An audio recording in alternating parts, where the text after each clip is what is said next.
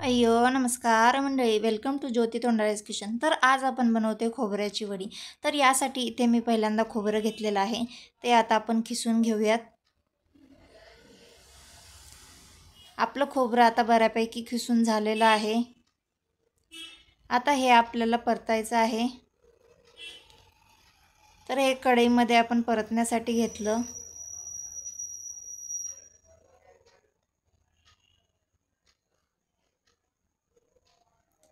आता यामध्ये साखर टाकायची।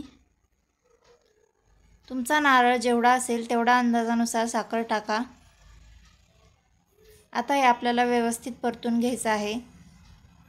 जोपर्यंत साखर विरघळत नाही तोपर्यंत आपल्याला व्यवस्थित परतून घ्यायचं आहे।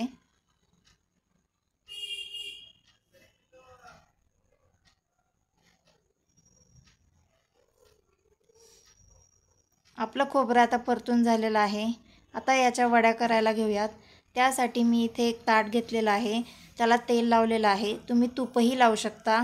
आता हे मिश्रण आपण यामध्ये टाकूयात।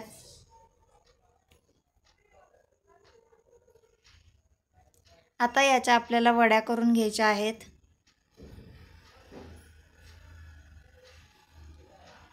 आता हे व्यवस्थित सेट करण्यासाठी ठेवूयात।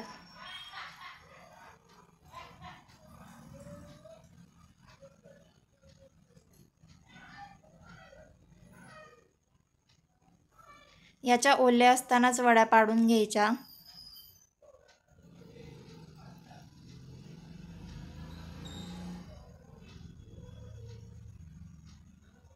आता आपण हे सेट करायला ठेवूयात।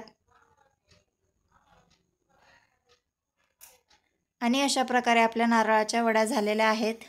आणि last one is tip of the day is, जेव्हा पण तुम्ही वड्या करायला नारळ फोडता किंवा खोबरं खिसता तर ते जर सुक्क झालेलं असेल तर त्याच्यामध्ये थोडंसं दूध टाका। यामुळे साखर विरघळायलाही मदत होते आणि वड्याही खूप छान होतात। आणि असेच घरगुती खात राहा आणि स्वस्त राहा।